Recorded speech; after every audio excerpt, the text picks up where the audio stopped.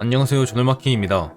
이변이 일어났습니다. 리그 15경기 무패로 압도적인 퍼포먼스를 보인 맨시티와 리그 3연패로 분위기가 좋지 않은 토트넘의 맞대결이었는데 토트넘이 승리를 거뒀는데요.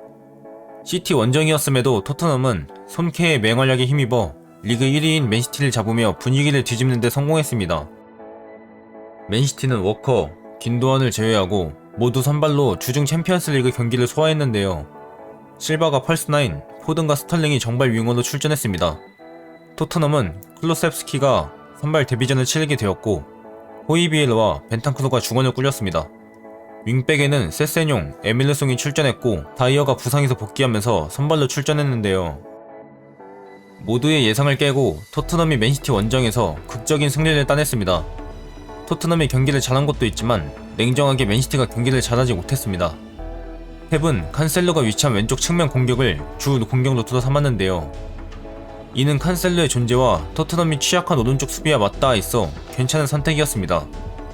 전반 중반까지는 포든, 이후에는 스털링이 왼쪽 윙퍼드 역할을 소화했고 균도안, 칸셀로, 실바까지 4명의 선수가 왼쪽 측면 공격에 가담했는데요. 후방 빌드업 시에는 스털링이 측면을 넓게 벌려있다가 중앙으로 이동하면서 측면에 공간을 만들어줬고 칸셀로가 전진하면서 측면 공간을 활용했습니다. 실바는 중앙, 균도안은 후방에서 하프스페이스 공간으로 침투하는 움직임을 가져갔는데요. 이때 실바나 균도안에게 패스를 내주거나 둘의 움직임으로 앞쪽에 공간이 생기면서 칸셀로가 여유있게 볼 처리를 할 수 있는 공간이 생겼습니다. 칸셀로는 전반 초반부터 가벼운 몸놀림으로 토트넘의 수비를 흔들었고 전반 15분부터 7분 동안 3차례 슈팅을 시도하며 위협적인 모습을 보였는데요. 하지만 오른쪽 공격이 활성화되지 못했습니다. 포든이 측면을 넓게 벌려 전환 패스를 받고 수비수와 1대1 상황이 많았는데 포든을 지원해주는 선수가 거의 없었습니다. 가끔 덕배나 실바가 하프스페이스로 공간으로 침투하는 장면이 있었지만 횟수 자체가 너무 적었는데요. 특히 칸셀로와 달리 워커의 공격 가담이 너무 적었습니다. 아마 손흥민을 활용한 역습이 위협적이기에 워커를 3선에 배치하면서 수비적인 밸런스를 맞추려는 의도로 보이는데요.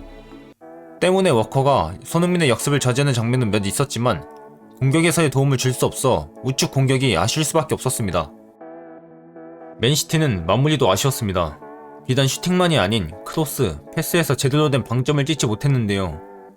첫 번째 득점은 스털링의 크로스가 날카롭긴 했지만 요리스의 실수에서 비롯된 득점이었고 두 번째 득점은 PK 득점으로 온더볼 상황에서 위협적인 공격을 만들어내지 못했습니다. 맨시티는 슈팅을 21회나 기록했지만 유효 슈팅은 4회밖에 되지 않는데요. 이마저도 PK를 제외하면 3회밖에 되지 않습니다. 상대팀인 토트넘은 6번의 슈팅 중 5회가 유효 슈팅으로 연결됐는데요. 크로스는 42회 중 9회 성공으로 21%의 수치입니다. 덕배의 킥도 이날은 아쉬운 모습을 보이며 날카로운 공격을 보이지 못했습니다. 시티는 수비에서의 불안함을 지울 수 없었습니다. 뒷공간에 대한 대처가 전혀 안 됐는데요. 시티의 전술 자체가 뒷공간에 부담을 안고 있지만 특히나 손흥민, 케인을 보유한 토트넘에게 가장 취약한 모습을 보이는데 이날도 마찬가지였습니다. 워커가 몇 번 끊기는 했지만 손흥민을 활용한 토트넘의 역습은 위협적이었고 실점을 3개나 내주며 패배했습니다. 선수들의 기동력 자체도 떨어진 모습을 보였는데요. 주중에 챔스 경기도 소화했고 최근 11일 동안 4경기를 치르면서 체력적으로 지친 모습을 보였습니다. 공격에서 실패하고 제압박은 좋았으나 전방 압박의 강도가 아쉬워 토트넘이 후방에서 풀어나오는 장면도 많았습니다. 반면 토트넘은 좋은 경기력으로 6년 만에 시티 원정에서 승리를 따냈습니다. 우선 수비에서의 집중력이 좋았는데요. 토트넘은 수비 시 5-4-1 전형을 만드는데 시티가 크로스를 시도할 땐 2명의 중앙 미드필더도 박스 안으로 들어와 7명의 선수가 박스 안에서 수비하는 모습을 보였습니다. 시티가 실바, 균도안 등 4명 이상의 선수들을 박스 안으로 침투시키는데 토트넘은 그보다 더 많은 숫자를 박스 안에 배치함으로써 박스 안에서의 수적 우위를 가져갔습니다. 물론 토트넘은 2개의 실점을 범하긴 했지만 실점 모두 선수 개인의 실수에서 비롯된 실점인데요. 첫 번째 실점은 요리스의 볼 처리 미스, 두 번째 실점은 로메로의 핸드볼로 인한 실점으로 전체적인 수비에서 좋은 모습을 보였던 토트넘입니다. 특히 토트넘의 우측인 맨시티의 좌측 공격을 잘 막아냈습니다. 특히 클로셉스키를 활용한 수비가 주요했는데요. 콘테는 칸셀로를 활용한 시티의 좌측 공격을 막기 위해 클로셉스키를 칸셀로에게 대인마크를 시켰습니다. 수비에서의 불안한 모습을 보이는 에메르송을 커버하기 위해 클루셉스키가 낮은 위치까지 내려와 칸셀러를 방해하고 에메르송은 스털링을 견제하는 모습을 보였는데요. 또한 로메로가 우측 스투퍼로 출전하면서 에메르송이 뚫리더라도 바로 커버해줬고 협력 수비를 통해 우측 공격을 막아냈습니다. 때로는 다이어까지 우측으로 이동해 단단한 수비 블록을 형성했고 시티의 수적 우위를 통한 공격을 무력화시켰는데요. 토트넘은 무엇보다 손키를 활용한 공격이 위협적이었습니다. 토트넘의 공격 패턴은 간단하면서도 시티의 약점을 잘 파고들었는데요. 케인이 전방에서 2선으로 내려오는 움직임을 가져가면 후방에서는 미드필더를 거치지 않고 빠르게 케인에게 볼을 건넸습니다.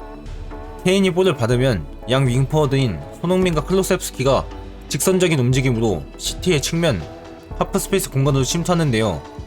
이때 케인은 원터치 내지는 투터치로 침투하는 손흥민과 클루셉스키에게 빠르게 패스를 찔러줬습니다.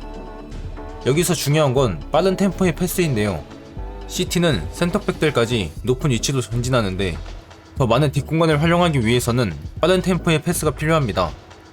두 번째로는 미드필더를 거치지 않고 센터백이나 윙백이 케인에게 패스하는 것인데 미드필더를 거치지 않고 케인에게 바로 찔러주면서 순간적으로 템포를 끌어올려 공격을 전개했습니다. 토트넘은 하나의 공격 패턴을 더 준비했습니다. 케인이 볼을 잡고 손흥민과 클루셉스키가 침투했을 때 워커, 라포르테 등 시티의 수비가 이를 읽고 대비하게 되면 손흥민과 클루셉스키가 측면이 아닌 중앙으로 움직임을 가져가는데요. 그렇게 되면 시티의 수비는 손흥민과 클루셉스키를 막기 위해 중앙으로 같이 이동하게 되면서 측면에 공간이 생깁니다. 이때 세세뇽과 에메르송이 손흥민과 클루셉스키가 만들어준 측면 공간으로 빠르게 침투했는데요.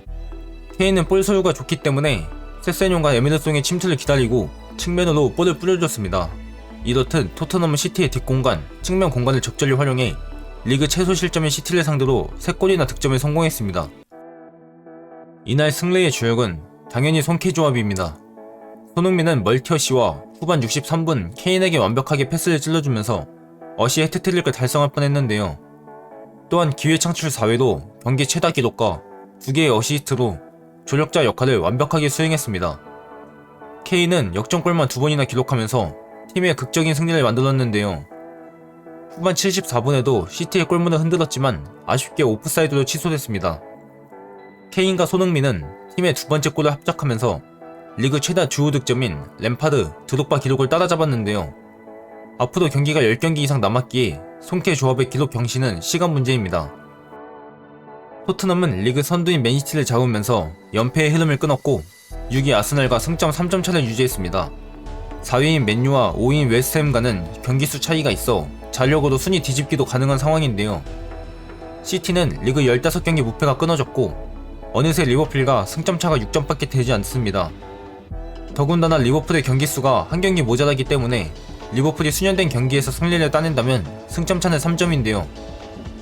이번 경기로 인해 리그 우승과 챔스 티켓의 경쟁이 더욱 재밌어지고 있는 프리미어리그입니다. 오늘 영상도 봐주셔서 감사합니다.